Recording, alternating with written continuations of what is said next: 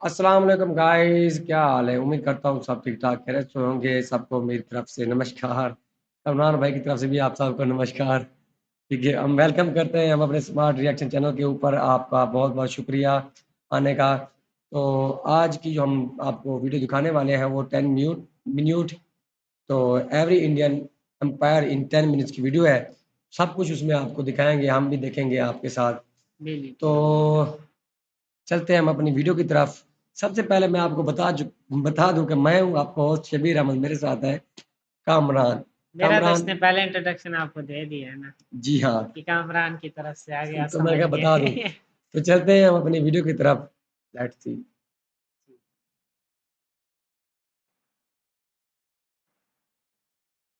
Hello friends, मैं हूं गौरव और India not few but many years ago that is India in 2500 BCE India was a deserted country. Deserted यानी कि कोई नहीं. 2000 BCE it's still deserted. 1500 BCE it's not so deserted. Oh, Indo-Aryans जमीन की खोज में इंडिया में आने लगे. हाँ? इंडो आर्यन ये क्या कौन क्यों?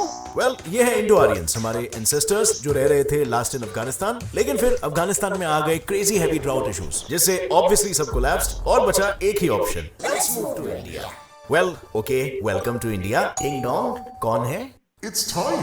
टाइम जो आपको डायरेक्टली 322 BC में ले चलेगा, यानी कि एम्पायर नंबर 1 मौर्यन एम्पायर के राज के समय. बट एक मिनट, what about Aryans? Well Aryans ही मौर्यंस थे और मौर्यंस ही आर्यंस थे, क्योंकि मौर्यंस नॉर्थ इंडिया में थे जब आर्यंस नॉर्थ इंडिया में थे. Plus Chanakya the great Mauryan teacher के अर्थशास्त्र भी संस्कृत में लिखे थे. So now Chanakya is equal to Mauryan is equal to Sanskrit is equal to Aryan. Therefore Mauryans is equal to Aryans. अब आर्यन ना मौर्यन एम्पायर क्या था और कैसे आया? डिंग डोंग, अब कौन? It's time again. And now it's 323 BC. 323 BC जब पोरस ने अलेक्जेंडर को मार दिया, सो अलेक्जेंडर मर गए और ऑब्वियसली उनके मौत के साथ साथ उनका पावर और खौफ भी मर गया, जिसका फायदा उठाया चंद्रगुप्त मौर्य ने मौर्यन एम्पायर की स्थापना करके. लेकिन फिर वो भी मर गया, but not before capturing territories of Afghanistan and half of India. That is why he was good. But do you know who was great? Ashoka the great. But why great? क्योंकि अशोका ने कैप्चर किया this in short almost the entire Akhand Bharat, plus establish किया political unity, plus internal peace, plus expand किया Indian trade in silk, textiles and spices etcetera. Basically बहुत कुछ किया. सो अब if trade होगा तो सामान बिकेगा तो पैसे आएंगे तो लोग रिच होंगे तो वो खुश होंगे, और उनकी खुशी किसकी वजह से आई? Ashoka. So yes, Ashoka was great. King Ashoka the great, and greatness should be celebrated. इसीलिए लो मिल गया हमें इनसे हमारा नेशनल एम्ब्लेम और Ashoka Chakra. But wait a minute, if he is great तो मौर्यन एम्पायर के डिस्ट्रक्शन की शुरुआत उनके वजह से कैसे हुई? वेल उन्होंने कलिंगा वॉर में हिस्सा लिया जहां उनकी जीत भी हुई, but at what cost? 100,000 deaths and 150,000 डिपोर्टेशंस. इसका दुख उनसे सहा नहीं गया और उन्होंने वनवास ले लिया, जिनके चलते मौर्यन एम्पायर की जिम्मेदारी बृहद्रथा किंग ने ले ली. बट अफसोस उन्हीं के सेनापति पुष्यमित्रा शुंगा ने बृहद्रथा को मार दिया और इस तरह शुरू हुआ एम्पायर नंबर 2, शुंगा एम्पायर.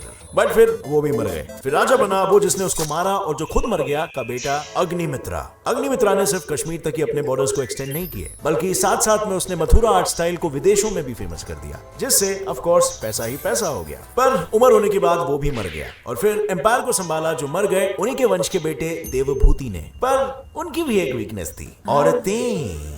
राजा जी औरतों पे मरते थे.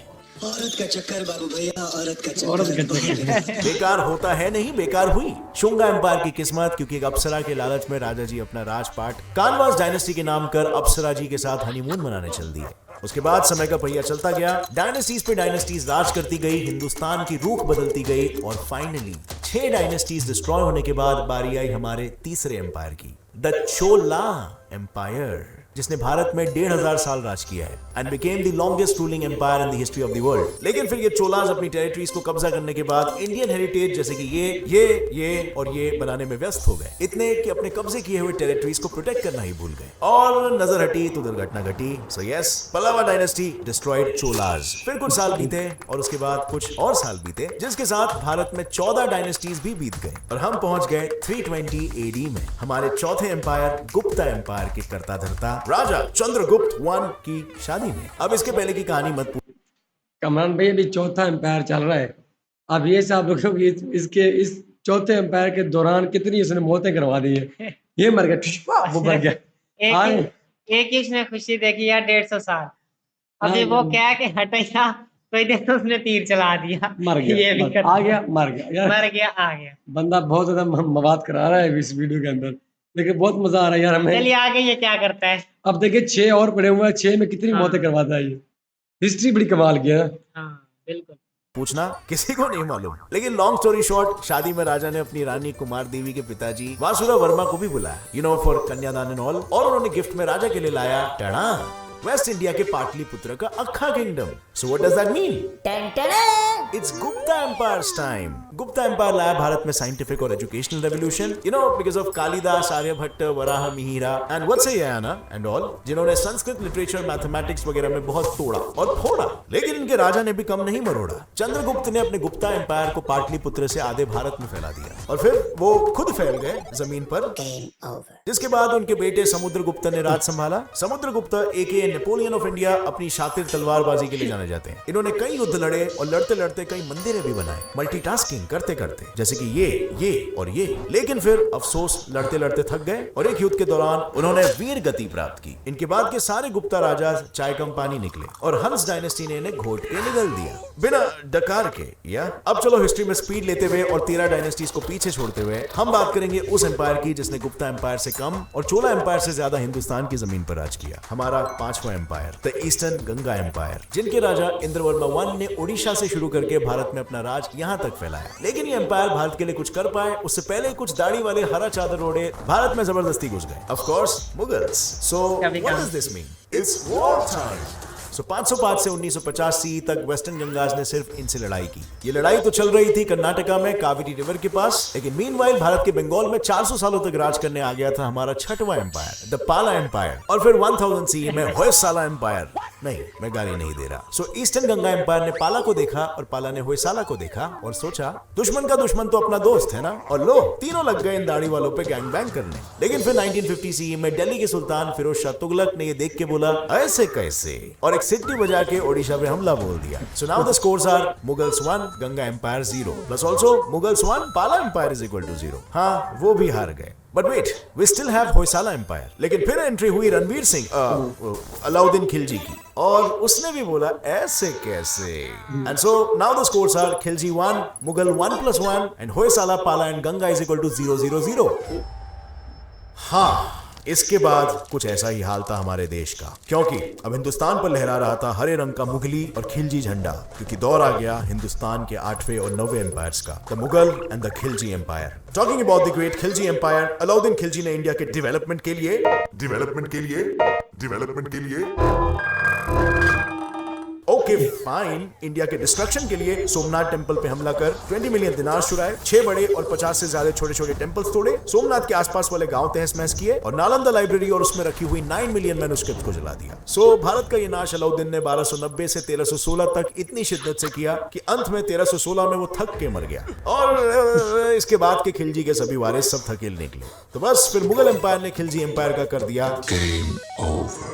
लेकिन no, the game was still on, because Mughal empire ने भी कभी नहीं किया किसी को इंस्पायर। पानीपत के फर्स्ट बैटल से बाबर बन गया हिंदुस्तान के तख्त का राजा, और यहीं से शुरू किया मुगलों ने 300 साल तक बजाना हमारा बाजा। सो बाबर के वंशज थे हुमायूं, अकबर, जहांगीर, शाहजहां, आलमगीर, औरंगजेब और 18 नाम है, और इन सबका भारत में योगदान है हिंदू टू मुस्लिम धर्म परिवर्तन। नहीं बदले तो टैक्स भरवाना यानी कि जिजिया सिस्टम, और किसानों से उनकी ही जमीन के लिए भारी टैक्स वसूलना यानी जमींदारी सिस्टम, और हाँ, 2 आविष्कार भी, गन पाउडर ऑफ कोर्स, वरना हिंदुस्तानियों को डराएंगे कैसे, एंड बिरयानी, हाँ यम। अब हिंदुस्तान में मुगल के 300 सालों के बाद हिंदुस्तान जैसे पूरा हरा हो चुका था, फिर अचानक से आसमान में फिर से केसरी ध्वज लहराने लगा। एंट्री हुई महाराज छत्रपति शिवाजी भोसले, सन ऑफ शाहजी मालोजी भोसले, जिन्होंने ज्यादा कुछ नहीं, बस हमारे हिंदुस्तान के मैप को ऐसे से ऐसा कर दिया और स्थापित कर दिया। शेयर कोक वाली बोतल से QR कोड स्कैन करके ढक्कन पर दिया गया code WhatsApp empire, the Maratha empire. Meanwhile, hi morons, we are British from the Great Britain, greater than you, so we want to do business with you. Okay, welcome to India. Meanwhile in Lahore, present day Pakistan, past day Hindustan, war चल रहा है। एक तरफ 11th empire के पंजाब के शेर महाराजा रणजीत सिंह, जो by the way 17 साल के हैं, और दूसरी तरफ Afghani seekh kebab Zaman Shah Durrani, and the winner is 17 साल के महाराजा रणजीत सिंह। सो अब सब खुशी के दिए जला रहे हैं, पटाखे फूट रहे हैं, खुशी का माहौल है, लेकिन फिर अचानक ओ नो, हमसे बिजनेस का हाथ मिलाने आई अंग्रेज हमारा गला घोटना शुरू कर दिए। अब पूरे भारत में इनका नीले रंग का विष चढ़ने लग गया, which means what again? That's right, it's war time. But this time the war is all over Hindustan. And the status is, Punjab में पंजाबी शेर 17 साल के महाराजा रंजीत सिंह ने कई बार अंग्रेजों को धोबी पछाड़ हराया। लेकिन एक मिनट, महाराष्ट्र में मराठा एम्पायर का तीसरा हाथ, पेशवास का आखिरी रूलर पेशवा बाजीराव 2 अफसोस ब्रिटिश ईस्ट इंडिया कंपनी से जंग में हार गया। और एक मिनट, पंजाब में भी अब फर्स्ट एंग्लो सिख वॉर में सिख आर्मी हार गई। So that means war is over and suddenly our India, our motherland is completely blue. And so it's the start of the last 12th Indian Empire, the British Empire. इन अंग्रेजों के भारत में कुछ बहुत ही उम्दा contributions थे, जैसे zamindari system, commercialization of agriculture, economic depression, Jallianwala Bagh massacre, India's partition in World War II, etc. etc. But चलो थोड़ा सा क्रेडिट दे देते हैं, जैसे कि सीरियसली इन अंग्रेजों के भारत में कुछ contributions उम्दा थे, जैसे कि railway system, abolition of caste system and sati, updating India's education system, establishing democracy, and last but not the least, India को indeed इंडिया बनाना। लेकिन इतने में हम में से एक आदमी की सनक गई और उन्होंने बोला ऐसा नहीं चलेगा, अब मैं तब तक अनशन करेगा जब तक ये गोरे यहाँ से कट नहीं लेते। और फिर आए एक और एक आदमी जिनकी इनसे भी ज्यादा सनक गई और उन्होंने बोला अब यहाँ से जाते हो कि मैं मारू खींच के। एंड कांग्रेचुलेशंस, 15 अगस्त 1947 से लेकर आज तक हम, हमारा देश और हमारे देश के सभी देशवासी खुली हवा में सांस ले रहे हैं। हाँ तो भाई फिर कौन सा अंपायर आपको ज्यादा हैरान कौन, उसने बताया? बात यह है कि हिस्ट्री तो सभी बताते हैं, बिल्कुल पढ़ते भी हैं, लेकिन जिस तरह इस बंदे ने हिस्ट्री पढ़ाई है और दिखाई है ना यार, एक कार्टून नेटवर्क लग रहा था, मजा आ रहा था और सुन वीडियो के। देखने में आपको पता है कि कितनी मजा कर रही थी, कहाँ से ला मतलब रहा है, कहाँ से उठा रहा है, ये चला गया, वो आ गया, ये आया, वो गया, ऐसे कि नहीं? किस तरह बंदे ने ना भाई कहाँ से पकड़ा भाई, एंड तक लेके आया, सुनाने में जो मजा आया और सुनने में हमें कितना मजा आया। हाँ ठीक है, एक ना बड़ा ही चस करा दिया यार बंदे ने। आपको कैसे, उम्मीद करता हूँ कि ये वीडियो आपको भी जरूर अच्छी लगी होगी, बिल्कुल क्योंकि उस बंदे का हिस्ट्री बयान करना एक अपने आप में एक कमाल था भाई। कमाल था। और हम इतना एंजॉय कर देख रहे थे, मेरा रिएक्शन क्या था भाई, मैं ऐसे आंखें फाड़ के देख रहा था यार, ये कैसे कहीं से मुझसे मिस्टेक ना हो जाए, कहीं मिसिंग ना कर जाऊं कोई पार्ट। तो भाई 10 मिनट की वीडियो थी, लेकिन मैंने भाई प्रॉपर स्टेप बाय स्टेप देखी, सेकंड बाय सेकंड देखी भाई, क्योंकि मजा ही इतना आ रहा, नजरें हट ही नहीं थी मेरी। तो आप भी हमें कमेंट में जरूर बताइएगा आपको कैसी लगी वीडियो। वीडियो अच्छी लगी है तो कमेंट में जरूर हमें बताएं, और वीडियो को शेयर करें, सब्सक्राइब कर लेंगे। बिल्कुल तो हमें दुआ में याद रखिएगा, मिलते हैं हम अगली वीडियो। अगली वीडियो में, तब तक के लिए अपना ख्याल रखिएगा, हमें दुआ में याद रखिएगा। अल्लाह हाफिज।